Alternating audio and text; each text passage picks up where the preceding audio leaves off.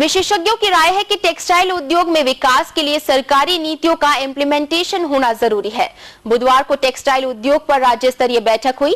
इसमें केंद्र और राज्य सरकार के प्रतिनिधियों के साथ एनजीओ, उद्यमी और कारीगरों ने भाग लिया। इसका आयोजन यूरोपीय आयोग के स्विच एशिया कार्यक्रम के तहत किया गया।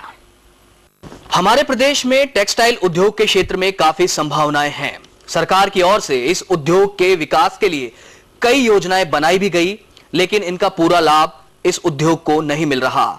यह कहना है all India artisans and craft workers welfare association की एग्जीक्यूटिव डायरेक्टर अमिता पुरी का।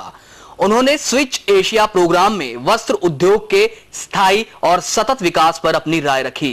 प्रोडक्शन और कंजम्पशन प्रैक्टिसेस प्रमोट करता है क्राफ्ट और टेक्सटाइल सेक्टर में, तो उसमें जो चर्चा हो रही है कि किस तरह के चैलेंजेस हैं, किस तरह से हम लोग अपनी प्रैक्टिसेस टेक्सटाइल सेक्टर में जो है और एनवायरनमेंट फ्रेंडली कर सकते हैं, किस तरह से हम ये कर सकते हैं कि पर्यावरण पर भी प्रभाव ना पड़े और हमारी हेल्थ भी सुरक्षित रहे।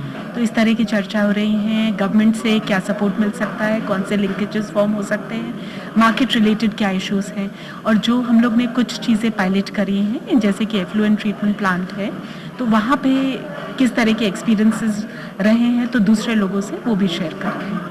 स्वास्थ्य एवं सामाजिक शोध केंद्र की सीईओ मृदुला चंद्रा ने बताया कि वस्त्र उद्योग के विकास के साथ ध्यान रखना होगा कि इससे जल और पर्यावरण को नुकसान नहीं पहुंचे। इसके साथ कारीगर और कर्मचारियों के स्वास्थ्य की नियमित जांच और उन्हें नई तकनीक की ट्रेनिंग देना भी जरूरी है। क्यों नहीं हम गवर्नमेंट की जो योजनाएं जड़ मूल तक नहीं पहुंच पाती, तो उसके लिए कुछ ऐसे फैसिलिटेटिंग एजेंसीज बनाए, चाहे वो रिसोर्स सेंटर्स हों, चाहे वो एजेंसीज हों या फिर इंडिविजुअल वॉलंटियर्स हों, जो कि उन योजनाओं को वहां तक ले जाने का और ट्रांसलेट करने का काम करें।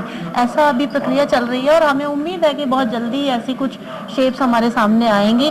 हो सकता है कुछ गिनी चुनी जगह पे शुरुआत में आए एक्सपेरिमेंट के रूप में, पर ऐसे कुछ एक्सपेरिमेंट्स चलाए जा रहे हैं और इस कार्यक्रम में भी प्रस्तावित है। स्विच एशिया प्रोजेक्ट के मैनेजर रवि खारका का कहना है कि सरकारी योजनाओं को अपने अंतिम पड़ाव तक पहुंचाने के लिए पीपीपी मॉडल को अपनाना चाहिए।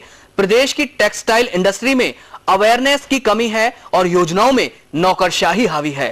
स्थायी विकास के लिए इससे मुक्त होना पड़ेगा। स्विच एशिया प्रोग्राम के तहत हमने कोशिश की कि गवर्नमेंट की जो SITP scheme for integrated textile park, उसको एक रूप दे और यहाँ पे जयपुर इंटीग्रेटेड टेक्सटाइल को एस्टैब्लिश किया। उसी में CETP जो है कॉमन एफ्लुएंट ट्रीटमेंट प्लांट, उसको भी यहाँ पे यूरोपियन कमीशन के फंड्स के माध्यम से एस्टैब्लिश किया। तो कहीं ना कहीं जो PPP का जो मॉडल है, पब्लिक प्राइवेट पार्टनरशिप का जो मॉडल है, उसको हम लोग प्रैक्टिकली यहाँ पे इम्प्लीमेंट कर रहे हैं और साथ के साथ में कोशिश कर रहे हैं कि लोगों को एक मॉडल दें। तो जयपुर इंटीग्रेटेड टेक्सटाइल पार्क एक अपने आप में मॉडल है जो बताता है कि गवर्नमेंट के साथ काम करते हुए उस स्कीम को अवेल कैसे करना है और उन एंटाइटलमेंट्स को कैसे प्रैक्टिकली इम्प्लांट करना है लैंड पे। सेमिनार में केंद्र और राज्य सरकार के प्रतिनिधियों के साथ ही टेक्सटाइल इंडस्ट्री से जुड़े उद्योगपतियों और शिल्पकारों ने भी भाग लिया। इस मौके पर उद्यमियों और कारीगरों को सरकारी योजनाओं की जानकारी दी गई। BK Sharma, BTV news.